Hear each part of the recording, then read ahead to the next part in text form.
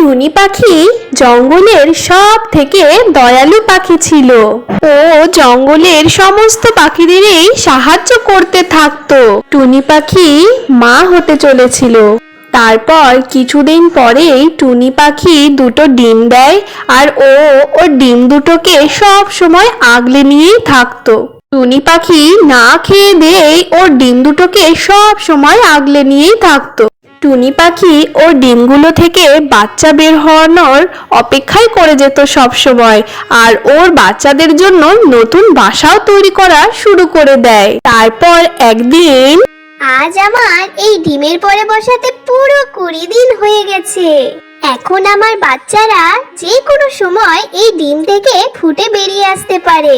আমি আমার বাচ্চাদেরকে খুব ভালোবাসবো, আর দুনিয়ার সমস্ত খুশি ওদেরকে আমি উজাড় করে দেব। আমার সোনাদের তো আমি কোনো বিপদে পড়তেই দেব না। যে কোনো বিপদ আপদকে আমি আমার সন্তানের থেকে দূরে রাখবো। ব্যাস, আমার সোনাদের জীবনেতে শুধু হবে খুশি আর খুশি। তারপর কিছু সময় পরেই টুনি পাখির অপেক্ষা করা শেষ হয়, আর ওই ডিম দুটো থেকে দুটো সুন্দর সুন্দর ছানা বের হয়। একটা ছিল ছেলে ছানা আর একটা ছিল মেয়ে ছানা। ছানারা ওদের মাকে দেখে খুবই খুশি ছিল। ছানারা ওদের মাকে বলে, মা মা, তুমি কি আমাদের মা? হ্যাঁ আমার সোনারা, আমি তোমাদের মা। এই নাও বাচ্চারা, এই মিষ্টি মিষ্টি ফলগুলো খাও। তোমাদের খিদে পেয়েছে তাই না?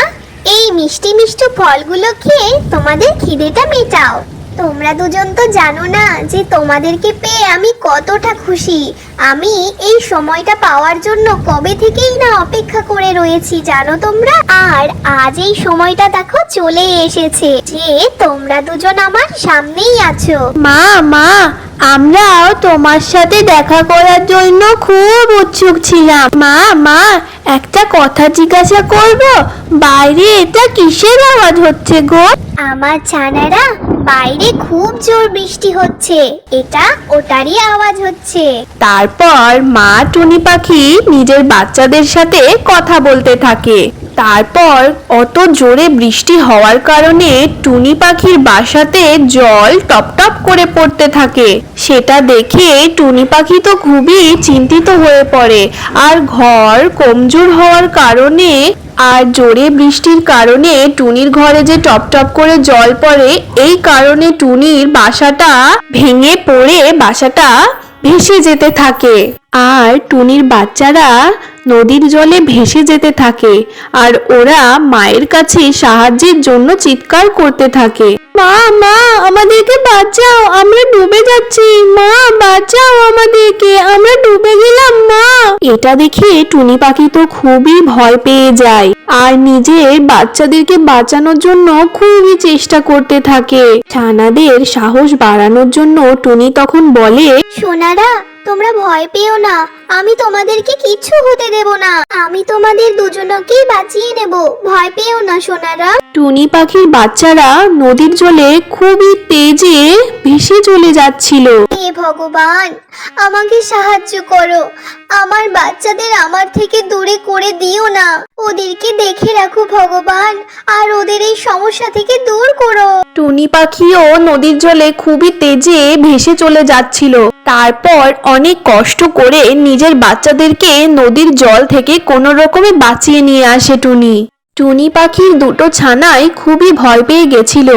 তখন টুনি পাখির মেয়ে ছানা গুড়িয়া কাঁপতে কাঁপতে টুনিকে বলে, মা মা, আমাদের তো খুব শীত করছে, এখন আমরা কোথায় যাব? বলছি মা, ওই দেখো একটা ঘর রয়েছে ওখানে, চলো মা আমরা ওই ঘরটাতে যাই। না আমার বাচ্চারা, ওটা তো কালু কাকের বাসা, আর ওই কালু কাক তো বড্ড কিপটা, আর ওর ঘরে ও কাউকেই ঢুকতে দেয় না। এই জন্য তোমরা ওই ঘরটার কথা ভুলে যাও, আমি কিছু অন্য ভাবছি। মা মা, একবার চলোই না কালু আঙ্কেলের বাড়িতে, যদি কালু আঙ্কেলের একটু দয়া হয়, আমাদের যদি ওনার ঘরে একবার একটু থাকতে দেয়, চলোই না বলি আমরা। তারপর টুনি পাখি ছানাদের কথা মতো কালু কাকের বাসায় গিয়ে গেট ঝাঁকাতে থাকে। কালু দাদা, ও কালু দাদা, গেটটা খোলো। কালু কাক তখন রেগে রেগে এসে গেটটা খোলে। এ পাখি, তুই আমার গেট কেন ঝাঁকাচ্ছিস? তুই কি জানিস না যেটা কালু কাকের বাড়ি? কেন তুই আমাকে এইভাবে জ্বালাতন করলি?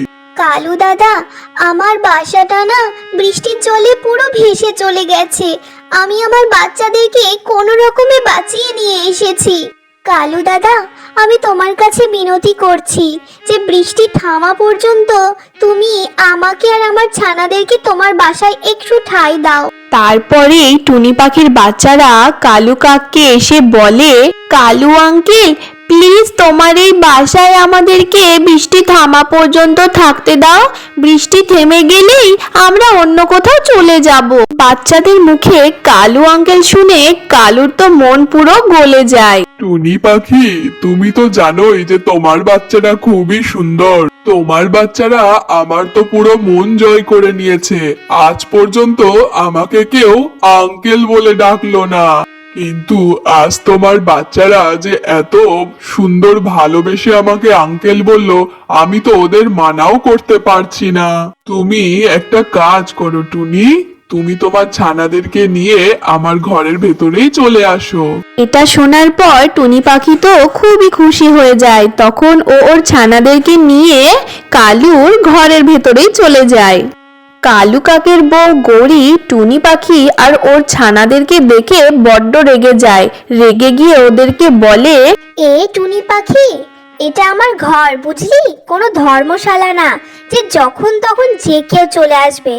এখনই আমার বাড়ি ছেড়ে বেরিয়ে যা, বেরিয়ে যা, নয়তো তোর বাচ্চাদের এমন অবস্থা করব যে সারা জীবন তুই মনে রাখবি। গৌরী টুনি আর টুনির বাচ্চাদেরকে বাসা থেকে তাড়িয়ে দেয়। হে ভগবান, আমি কি ভেবেছিলাম আর কি হয়ে গেল। ডিম থেকে বের হওয়ার পরে আমি আমার বাচ্চাদের কোনো সুখই দিতে পারলাম না। কত স্বপ্ন আমি সাজিয়েছিলাম, সব স্বপ্ন আমার ভেঙে গেল। হে ভগবান, কেন করলে তুমি আমার সাথে এরকম? মা মা, আমার যে খুব খিদে পেয়েছে, খাওয়ার জন্য কিছু দাও না। আরে আমার সোনারা, এত বৃষ্টির মধ্যে আমি কোথা থেকে খাবার আনবো কিছুই তো বুঝতে পারছি না। এই তো মনে পড়েছে, নদীর কিনারায় একটা জাম গাছ আছে। ওই জাম গাছ থেকে আমি জাম পেড়ে নিয়ে আসি আমার বাচ্চাদের জন্য। ওটার আগে আমি আমার বাচ্চাদেরকে আগে কোথাও লুকিয়ে রেখে আসি। তারপর টুনি পাখি নিজের বাচ্চাদেরকে পাতার মধ্যে লুকিয়ে রাখে। বাচ্চারা, আমি না যতক্ষণ আসবো ততক্ষণ কিন্তু তোমরা এখানে লুকিয়ে থাকবে। আর বাইরে কিন্তু অনেক ভয়ের ব্যাপার আছে, একদম বেরোবে না। তারপর টুনি পাখি নদীর কিনারার পাশ দিয়ে যায়। হঠাৎই ওর চোখে পড়ে যে একটা কেউ ভেসে যাচ্ছে নদীর জল দিয়ে, আর সাহায্যের জন্য ওই ঈগলটা খুবই চিৎকার করছিল। টুনি পাখি কোনো কিছু না ভেবে চিন্তেই সেই ঈগলটাকে বাঁচানোর জন্য চলে যায়। বাবাজি, এই লাঠিটাকে ধরে আপনি তাড়াতাড়ি উঠে পড়ুন, নদীর স্রোত যে খুব বেশি রয়েছে। ঈগল বাবা তখন জলের উপর ধীরে ধীরে উঠে আসে। মারে, তোকে অনেক অনেক ধন্যবাদ আমার প্রাণ বাঁচানোর জন্য। মারে, তোর বাড়িতে আমাকে কিছুক্ষণের জন্য নিয়ে চল, আমি একটু আরাম করে তারপরে বেরিয়ে যাব। মারে, আমি খুব ক্লান্ত হয়ে পড়েছি জলের মধ্যে থাকার কারণে, তাই বলছি তোর বাড়িতে আমাকে একবার নিয়ে চল, আমি আরাম করে নিয়েই তারপরে আমি আমার বাড়ির দিকে রওনা দিয়ে দেবো রে মা। তারপরেই টুনি পাখি উদাস মনে বাবাজিকে বলে, ক্ষমা করুন বাবাজি, আমার নিজস্ব কোনো ঘর নেই। আমার ঘর বৃষ্টির জলে পুরো ভেসে চলে গেছে।